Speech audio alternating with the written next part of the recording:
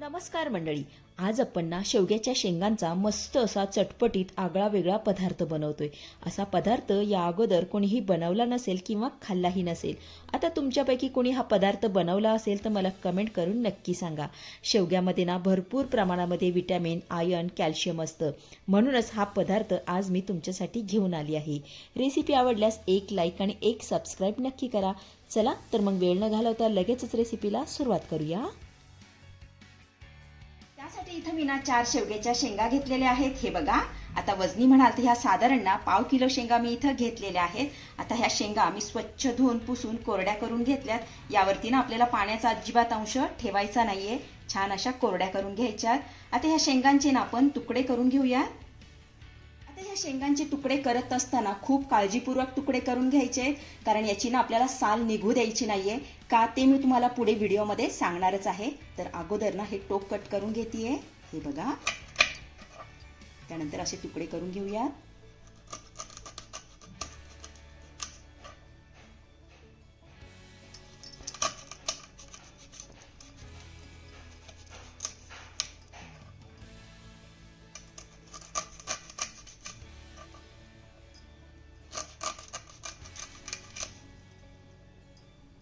इथे तुम्ही बघू शकता हे शेंगांचे मस्त असे तुकडे करून झालेले आहेत. हे बघा, आणि यावरची ना साल अजिबात निघालेली नाहीये. तर सालीमध्ये ना भरपूर प्रमाणामध्ये औषधी गुणधर्म असतात. ते आपल्या शरीरासाठी अतिशय फायदेशीर असतात. आणि दुसरं म्हणजे साल काढल्यामुळे ना आपला हा पदार्थ जास्त दिवस टिकत नाही, लवकर खराब होतो. त्यामुळे शेवग्यावरची साल आपल्याला अजिबात काढायची नाहीये. आपण आता या शेंगा ना थोड्या वेळासाठी बाजूला ठेवूया. त्यानंतर गॅसवरती कढई ठेवलेली आहे. आता यामध्ये ना आपण 50 ग्रॅम चिंच घालूया. त्यानंतर अर्धी वाटी यामध्ये आपल्याला पाणी घालायचंय. आता हे ना पाणी आटेपर्यंत ही चिंच छान अशी मऊसूद आपल्याला शिजवून घ्यायची आहे.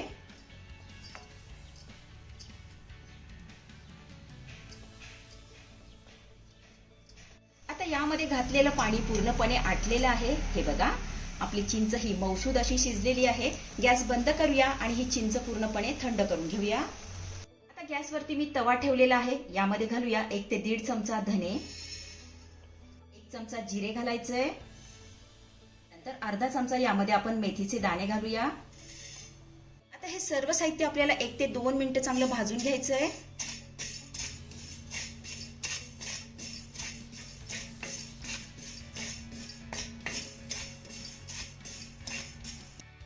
इथे आपलं सर्व साहित्य चांगलं भाजून झालेलं आहे. आता यामध्ये घालूया 3 चमचे मोहरीची डाळ. आता ही डाळ आपल्याला खूप जास्त भाजायची नाहीये, तर फक्त अर्धा मिनिट आपण हिला भाजून घेऊया.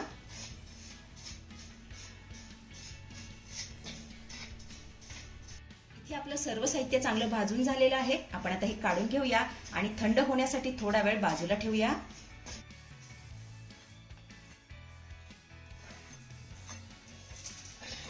सर्व साहित्य आपलं थंड झालं की मिक्सर मधून ना याला बारीक असं वाटून घ्यायचंय.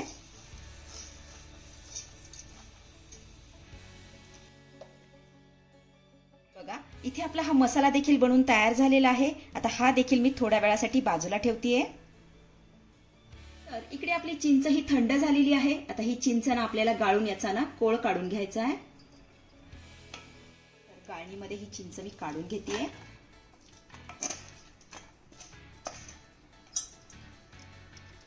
आता चमच्याने मॅश करत ना हिचा कोळ काढून घ्यायचा आहे. हे बघा, अशा पद्धतीने.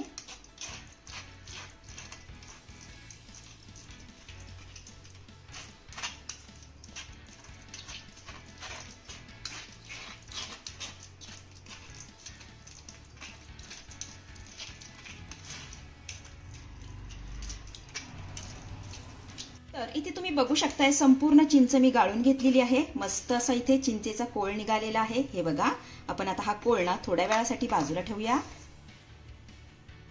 त्यानंतर कढईमध्ये आपण 1.5 वाटी तेल घालूया.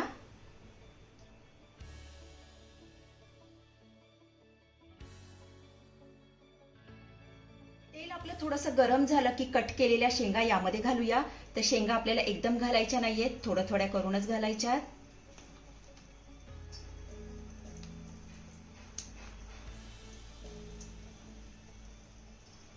शेंगा आपल्या तेलामध्ये घालून झाल्यानंतर गॅसची फ्लेम ना मीडियम करायची आहे आणि मीडियम फ्लेमवरती ह्या शेंगा ना 2 ते 3 मिनिटं आपल्याला चांगल्या फ्राय करून घ्यायच्या आहेत. 2 ते 3 मिनिटं ह्या शेंगा मी चांगल्या तळून घेतल्यात बघा. आपण आता ह्या काढून घेऊया.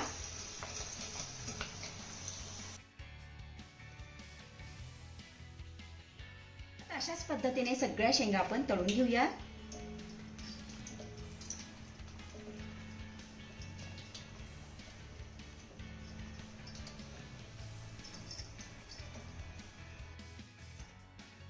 शेंगा तळून झाल्यानंतर याच गरम तेलामध्ये आपल्याला अर्धा चमचा मोहरी घालायची आहे.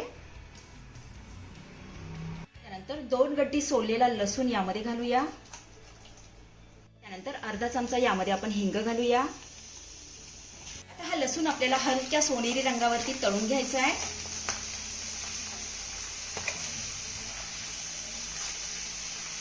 तर इथे तुम्ही बघू शकताय लसूण छान असा हलक्या सोनेरी रंगावरती तळून झालेला आहे. तर आपली ही फोडणी तयार आहे. गॅस बंद करूया आणि ही फोडणी ना पूर्णपणे थंड करून घेऊया. त्यानंतर इथे मी काय केलंय, एक मोठी वाटी घेतलेली आहे. आता यामध्ये ना आपण तयार केलेला मसाला घालूया. त्यानंतर 1 चमचा यामध्ये आपण लाल तिखट घालूया. त्यानंतर 2 चमचे काश्मीरी लाल मिरची पावडर घालायची आहे. अर्धा चमचा हळद. त्यानंतर 2 चमचे मीठ घालायचं आहे. आता ना हे सर्व साहित्य आपल्याला चांगलं एकजीव करून घ्यायचं आहे. हे छान असं मिक्स करून घेऊया.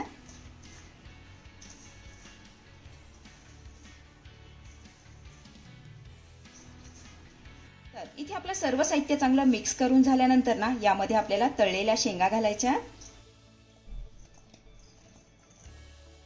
त्यानंतर घालूया चिंचेचा कोळ. आता ना हे सर्व साहित्य आपल्याला शेंगांना छान असं चोळून लावून घ्यायचंय. छान असं मिक्स करून घेऊया.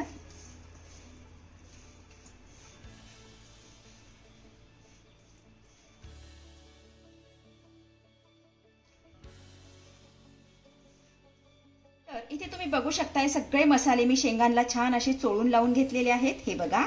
आता यामध्ये ना आपण तयार केलेली फोडणी घालूया.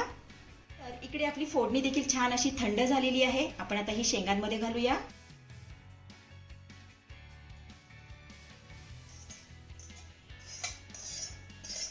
फोडणी घालून झाल्यानंतर छान असं मिक्स करून घ्यायचंय.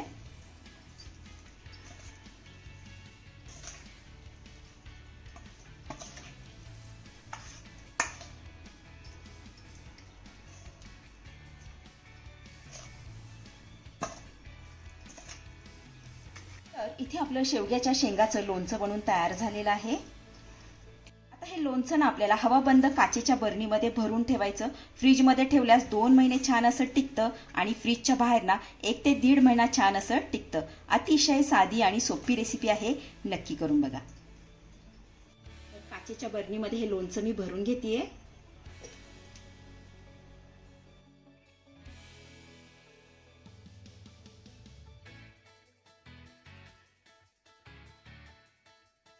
तर मंडळी, कशी वाटली आजची रेसिपी? आवडली आहे का तुम्हाला? आवडली असेल तर लाईक करा, शेअर करा, सबस्क्राईब करा आणि हो, शेजारीच असलेलं घंटीचं बटन दाबून ऑलवर क्लिक करा, जेणेकरून माझ्या येणाऱ्या नवीन नवीन रेसिपींचं नोटिफिकेशन सर्वात आधी तुम्हाला दिसेल. धन्यवाद.